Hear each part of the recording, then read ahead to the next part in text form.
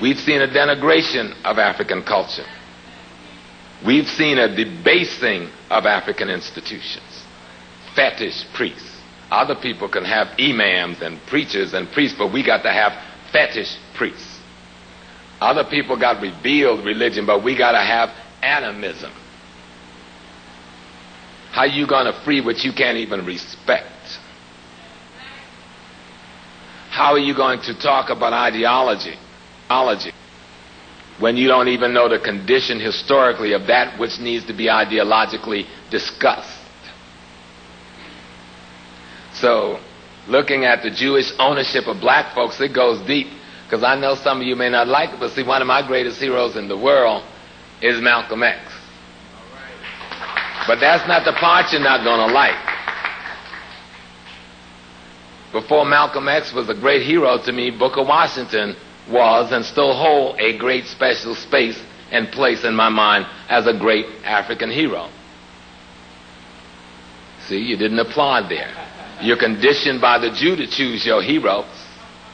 He's determined for the most part what's famous and what's good and who's progressive and who's not. Study the history, look backwards in time. Du Bois was a great man, but he was great for the Jew first before his consciousness made him great for himself, and even in the end, he hadn't decided his course, and that does not take away from his skill and the technical knowledge that he had, that he could write well, that he could think well, that he was a strong African thinker. Of course, he pulled together the Pan-African Conference, and he moved to instruct and assist Brother Kwame Nkrumah, and he's put himself in history as a legitimate and real father and ancestor. But before that, he was an instrument of the Jew. And we got to deal with what's real. I'm glad for his redemption so that I have that role model to deal with. But I got to deal with what happened. Now, as nationalists and Pan-Africanists, we say we need land, we need skills, we need our own institutions, we need to practice self-sufficiency and self-interdependency. But when Booker Washington ran that line, something was wrong with it. You think about it. The abstract ideological thinkers who destroyed a movement, because Booker was just representative of a movement. Booker wasn't the one that was the movement. There was a lot of other people involved in that. Now some said, well, there was a question about his taking money from the white philanthropists. Well, the people who was fighting him was taking money from the white Jew. So how did they make it better for them to take money to run the NAACP and the other organization from the white Jew, but had a and didn't leave us nothing institutionally? But Mr. Booker, who took some money from Carnegie and built a university, there was a problem with that. But it was deeper than that. We have not even examined whether Booker Washington died as mysteriously as they told us, or whether he was assassinated with poison in New York City by those very Jews who did not want him to succeed in the meeting. He came up, he had a hole between Trotter and Du Bois and others to try to end the difficulties between them.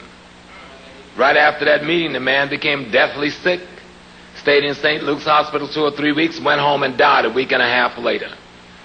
And we haven't asked the question, did the crackers kill him because he decided that him and his brothers need to go in a closet and dissolve their differences? But we haven't taken seriously the things he had to say, because the devil has made us look away so deeply from some of the things about us. The Chi Thomas Fortune, who I doubt if any of you have ever heard of, and the African American Business League, formed in 1892, who took a case before the Supreme Court in the 1890s, struggling.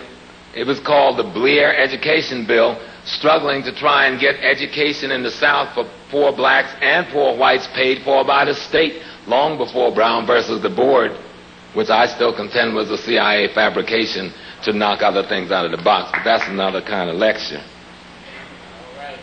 My point is that if we look back and we line up our heroes, Booker Washington, Monroe Trotter, T. Thomas Fortune, W.B. Du Bois, Paul Robeson, Richard Wright, and so on, you will find the Jew behind every single person who tried to stand up for any kind of nationalism.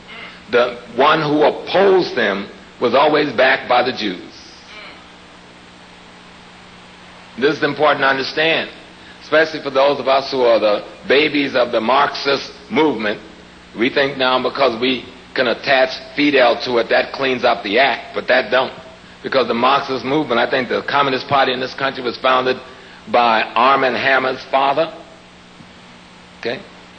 That these crackers had come up with a mechanism to pull the cream of black radicalism under their control with a fancy, slick ideology, packaged, organized, and sold, which we call Marxist-Leninists.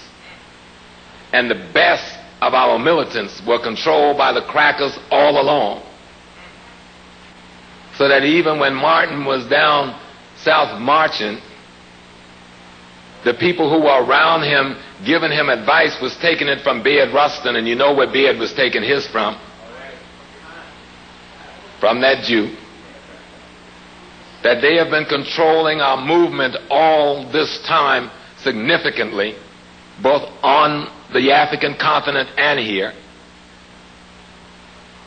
And we haven't seen them because they've given us such beautiful revolutionary characters. Why? Kwame Nkrumah himself had 3 Jews advising him, supposedly South African expatriate radical Marxists, 2 of which went back to Israel and declared themselves Zionists after the overthrow of Nkrumah.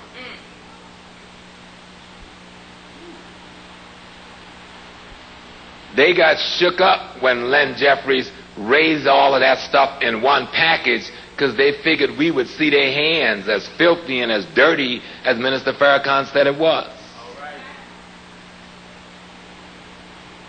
I bet y'all don't remember when James Earl Ray was first captured after the death of Dr. King, and they found all that money on him. They said they had traced the money via the Teamsters Union through Israel. I bet you don't remember that because it was snatched out of the news shortly thereafter.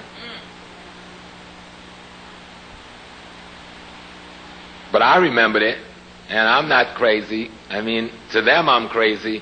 To me, I'm very sane because I want to be African and free. That's the only kind of sanity African people can have.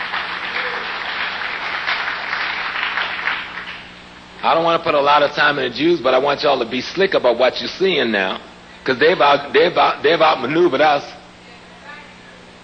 and they've taken their Marxist-Leninist babies that they've groomed, and they've given most of them bachelor's degrees and master's degrees and PhD degrees and law degrees, and they got them working all over our community as our ideologues.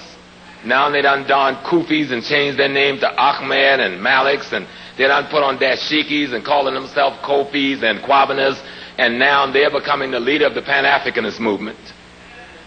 The same Marxists who destroyed our movement in the 60s. But you can't tell them that.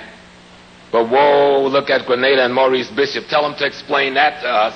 They can't just blame it on the CIA. Because the CIA got into the play after they messed up and fumbled the ball trying to destroy and overthrow. Because I remember when they were talking about when Maurice was under house arrest, certain Marxist element in this community coming to Dr. Jeffries and me trying to tell us why they had to take over from Maurice.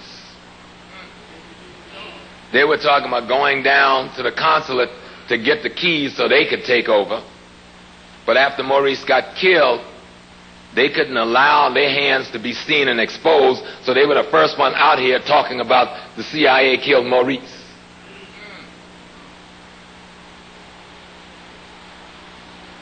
Most of what you knew about Malcolm, the first 15 books about Malcolm's speeches, was them. They gave you the picture of Malcolm they wanted you to have. We just now beginning to learn about Malcolm again because some nationalists is beginning to get the courage and the skills to write about Malcolm. And we still haven't seen the real Malcolm in print yet.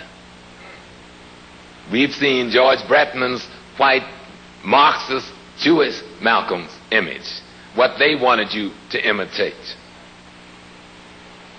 No offense to any of the young brothers and sisters who died in the Panther Party or Black Liberation Army or anything else, but somebody tell me who foot the bill for the Black Panther Party newspaper. Somebody tell me who was footing the bill. Where was the money coming from? And what was the intent to create a boogeyman organization to scare white folks enough to put fascist legal